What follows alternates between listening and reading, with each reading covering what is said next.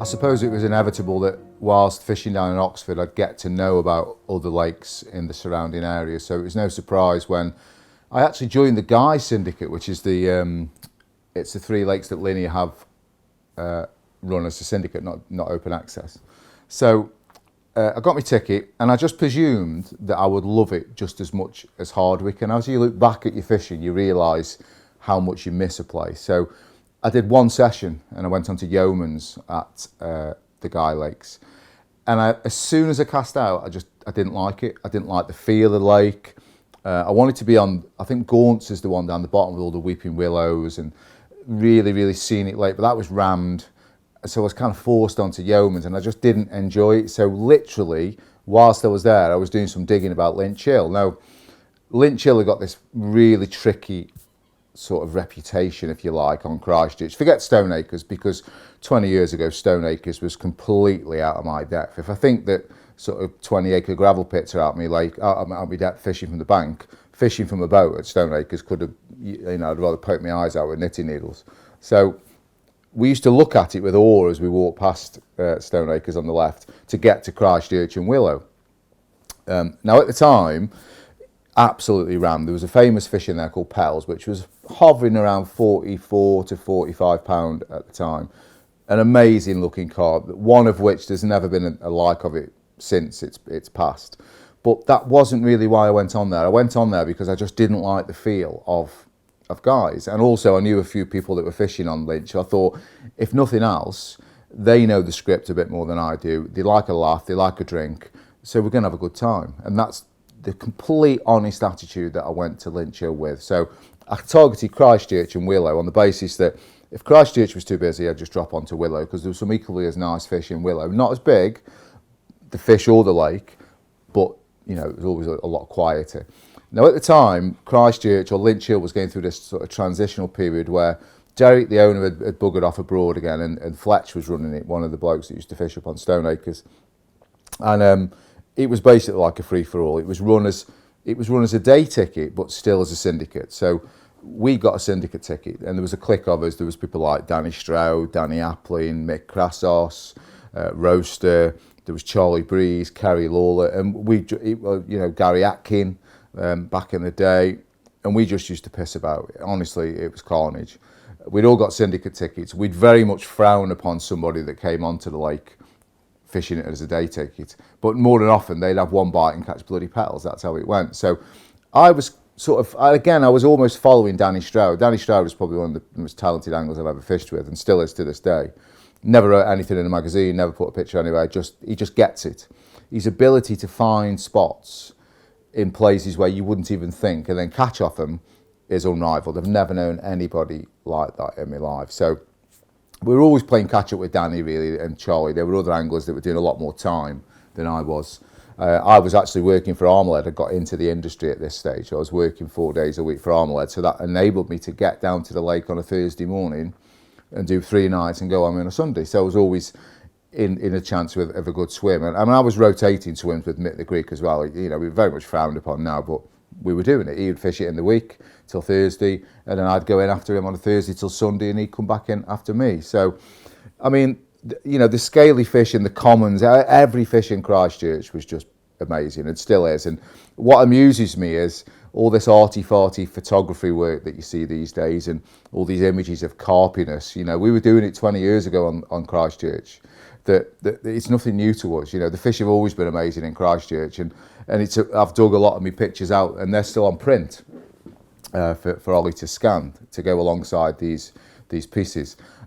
So we got this swim. We were rotating a couple of swims. There was one called the Pump, for obvious reasons, because it was pumping water in, and I'm going to do a separate bit about that on another episode, because I think that's well worth talking about, because it ended up in absolute carnage. But me and Mick had got something going in a swim called the Life Buoy, which is on the far bank on Christchurch, and obviously I've spoke before about me lack of ability with feature finding and stuff like that, but I was sort of growing in stature now when I'd moved onto Linch Hill from coming off a Hardwick and Horseshoe, because you had to brush up on your feature finding, especially on Hardwick, because some of the features you had to be on them. It was as simple as that, or you were in 20-foot of water. So I'd found this really sort of soft. Everybody on Christchurch at the time, it was all tiny bits of hemp, tiny hook baits, size 10 big tees, ESP big tees back then, one single grain of corn or a solid bag, hardly any bait, because the fish have got really, really small mouths on Christchurch. So everybody was thinking that, well, they can't even get an 18mm boilie in the mouth. I mean, you look back and think, what an absolute load of rubbish. They just fed differently. And we were using, remember the old Fox Series 5 hooks, them big horrible things they were, that were very much frowned upon now, but and a very short braided hook link on a leg clip, to the point where the rig was that short. I was using a stick. The stick would be the whole length of the hook link, and the lead, because I was using a leg clip and not an inline, the lead was nearly touching the upbait. And you kind of look back and you think, how the hell was I ever getting a bite, of which I didn't get many, because I had so many aborted takes and so many like bites, and you'd lift into them and they're off. If it had lengthened the hook link, and why do you think I've got this big phobia in my head and this thing that I have to use long hook links? Because I think throughout learning on places like Linear and Linch Hill, I learned that certain short hook links in certain situations are not the way to go. So that was the way we were going with rigs. And I kept getting done, and I kept thinking then, because I experimented a bit on Hardwick, I started to step outside the box and started to use boilies as well as hemp. So I ditched the corn and I was putting boilies in with my hemp and started to use a wafter over the top. And everyone was saying, you won't get a bite, they won't even get the bloody rig in the mouth because the bait's too big. And I thought, it's got to be worth a go. So I found this spot in the life buoy. Back then we thought it was miles, probably about 60 yards.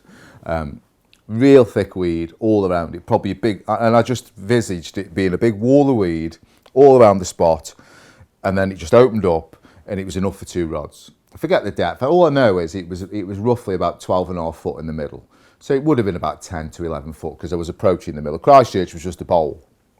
No features, as in gravel bars, nothing like that. And it was just a bowl. So you were either finding cleavings in the weed, which were predominantly gravel, little spots in the edge, or you'd find these little silty areas sort of towards. Obviously been fed on because there's a wall of weed around it. So I targeted that spot and I started to catch a few fish, some smaller ones, but some really lovely looking fish. And as I've gone back over my old pictures from Christchurch, it's hard to find a really bad fish. The big and little fully that you will come to see in the future, their mouths are a bit busted up, but we were looking back, everybody was using the same sort of rigs, short braided hook links, big Series 5 hooks, and they're not really associated, that style of hook, with being very too friendly on the fish at times. So we quickly realised that and obviously didn't stop using them once the big tees became favourable.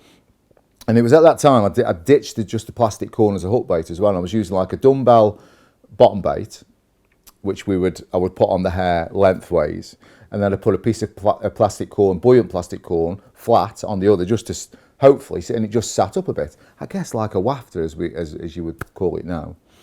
PVA stick as always, and because I was getting so meticulous and so obsessed with my casting, I'd have to have sort of 20, 30 sticks all tied up, because if I balls the cast up, which invariably I did a lot of the time, I would never just leave it. I was so keen and I was so sort of driven to succeed that nothing was too much trouble. I was still a very static angler. It still took me a lot to move, which was something I would later rectify, but some years down the line. But I was targeting certain spots and certain swims, and nobody was giving this silty spot much attention in the life buoy except me. So this one session I've gone in, and I got down on Thursday, and I think I had the bite on the Friday morning, I think it was. It's gone typical morning time, the fish, the spot was bleeding or slicking up.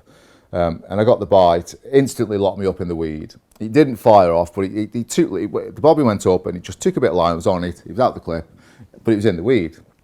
And obviously I was working for Armaled at the time, and they just brought out the lockjaw clip. It was one of the first lead clip systems to lock the swivel inside the clip, so every bit of pressure was on the lead. So in weedy venues like Christchurch, it was perfect because the lead would come off and the fish would come up in the layers. So I'm very, very impatient when it comes to fishing weed. You've probably watched some of the open accesses, and one of the instances with me and Moz, I was almost hyper bloody ventilated because it got out of one weed bed into another. I wanted to get the boat. I wanted to just dive in after it. I just can't. I'm not one of these that can leave a rod on the rest for hours. So the fish started to move anyway. And Danny was next door, I give him a shout and he's watched me play the fish, because he'd have just swam out for it, Danny would, he didn't give a shit. So I played it in, no dramas, it's avoided the other line, but then it's picked up my margin line. Because on Christchurch, I always used to have 2 on a spot, a bit like Hardwick, and 1 was a bit in limbo. So I'd either play around with zigs, or I'd drop it in the edge, or, you'd pub chuck it, or something like that. But it picked that rod up in the margin. And you could see it was a big fish, but because of the shimmer or the sheen off the water as the light was hitting it, we didn't really get a grasp of how big it was. I saw its belly, but because the fish is so dark as well, we were unsure of which one it was. And Stroudy was always very good at sort of noticing fish. He's a bit of a carp geek like that. And obviously before that, Finchy had shown me pictures. I think he'd caught a fish he called it the Black Mirror. Now, I've since seen pictures of what people call the Black Mirror from Christchurch, and I'm convinced it isn't the same fish, because the original Black Mirror that Finchy talks about and caught is the one that I'm talking about now, which is the bite that transpired from what I'm saying. So we got this fish in the net, and honestly, and I've got 2 pictures of it. One, I look completely bewildered by what I'm holding, and the other one, I'm just smiling like a Cheshire cat, as though, things like this don't happen to me. And I think off the top of my head, I think the weight was, it was about 32 pounds, but this was 2001, 2002 times, something like that. And 30 pounds was a big fish. I mean, the people used to call Christchurch a runs water. It certainly wasn't a runs water. There was a lot of people that used to struggle on it because they were so pressured. And it was a typical water that the reputation of the water used to go before it. When, in fact, you look back, if you'd have tried all these things, I think you'd have caught that the lake was crying out for a new approach, because everybody was doing the same thing.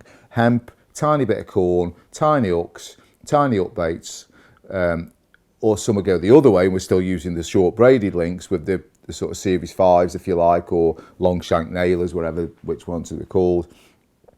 And I just thought it was crying out for something different. I really did. And I'm not saying that we turned the tide at Christchurch, but the weights of the fish, Petals included, were going back, because all they were eating was half an handful of hemp, bit of corn, a couple of boilies. They weren't eating a lot, half a tiger nut. Well, look at the weights now compared to 20 years ago. Some of the fish have passed on, but some of the new stock have now come through. But there is still some of those originals in there that we used to fish for, like the commons. I'm not sure about the hamster and the ironing board and fish like that, but certainly some of the big fully scales have gone, which are the ones we caught. But it was that capture of the Black Mirror that made me start sort of kind of thinking outside the box a bit more with boilies. Thinking, well, I've had this bite on an 18mm sort of setup, if you like, with a dumbbell and a bit of corn. It was a much bigger mouthful than people were used to using. Bigger hook to match up and give it the separation. But we started to put more boilies in. Less particles, more boilies. And the weights started to turn. You could clearly see it the following season that the weights were back on the up again.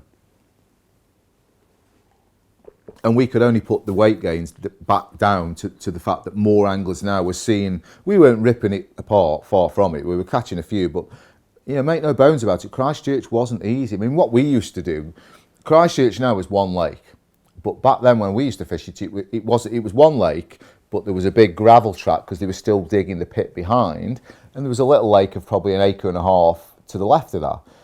Well, obviously that's what now is known as a new dig area, I think, because we watched as the diggers, obviously they'd finished extracting all the gravel they wanted from the pit behind, and then they make their way back and dig the road away. And we used to catch small carp, bream, the odd tench, and we'd throw everything in the little pond next door that we didn't want in the lake. We were trying to sort of thin the stock down of all the nuisance fish, if you like.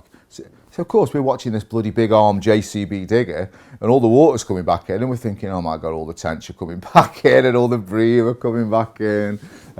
But we didn't catch many the year after, weirdly enough. We kind of, the problem with Christchurch was it always had absolutely terrible winter form. Now, and it was also a shithole. I don't know if it still is, but it was like it was the barrow journey from hell to get from the car park to the lake, and then to get around the lake because the banks were really steep. You were sort of playing. It was touch and go. Where you either ended up on your arse with the barrow on top of you, the barrow ended up on its side, or you and the barrow would slide down and then just fall in the lake. It was horrific. And there was always loads of straw about in the early spring because Derek in the winter had just gone around trying to mop up all the mud up with straw. And I remember Dave Lane fishing the winter on there, and he had a few, but he didn't have many. And even he said it was a ball breaker in the winter because it was just, I think you just had to find where they were, and you could have bites, and that's what Laney did. But it was a very, because it's so soulless in the winter, and it seems so cold down there with the mud. It's not for the faint-hearted, and I don't think you see many captures in the winter now. But I mean, I know now they've banned the maggots and zigs and things like that in the winter, so they don't make it as easy for you to catch them in the winter. But we always used to go back in sort of mid-March time, just as the clocks are changing or about to change, and you've got that 12 equinox, and you could always get bites on zigs. You know, it was still a bit early for the bottom. It was certainly too early to get them up on the shelf and in the edge, but the zigs would come into play then, and obviously, with the weed being low, that was the time we would then start discovering or having a little play around in areas that you would normally be thick with weed, but they might have just harvested a new little area in the winter, which you could work on for the spring. But again, it was another real steep learning curve for me on Christchurch, because I was out my depth. I was blatantly out my depth with rigs and watercraft. I was still learning how to feel the lead down and spot accurately. And I remember the first time I went onto Christchurch, I was shit scared to even cast out, because I thought, these are serious carp angles. I mean, every single swim was taken. I think the first time I went down on a day ticket, there was somewhat ridiculous, like 20 angles on. Well, at the time, it was about 8 acres, Christchurch, and because they hadn't dug it through. And I just thought, I didn't really know if I'd like it, but I had such a welcoming time with the lads that I knew that were on there, because we were just having the time of our lives. You know, we'd have a drink, we'd have a takeaway. The fishing really was secondary, but amongst that, there was some knowledge being dished around, and I was still absorbing everything just like I was on Hardwick. And I think, for me, I never caught Petals, and I don't mind that. She died before I caught it. But I did have a lot of the other A-team at the lower weights, and some of those fish that are still alive now. But for me, the one that stands out the most, and some may disagree, it's not the most scaly of carp, but the looks and just its facial features and its bulk, and it's like a black breeze block, you know, which is why Finchie called it the Black Mirror. And for me, it is easily my favourite capture from my Linch Hill days.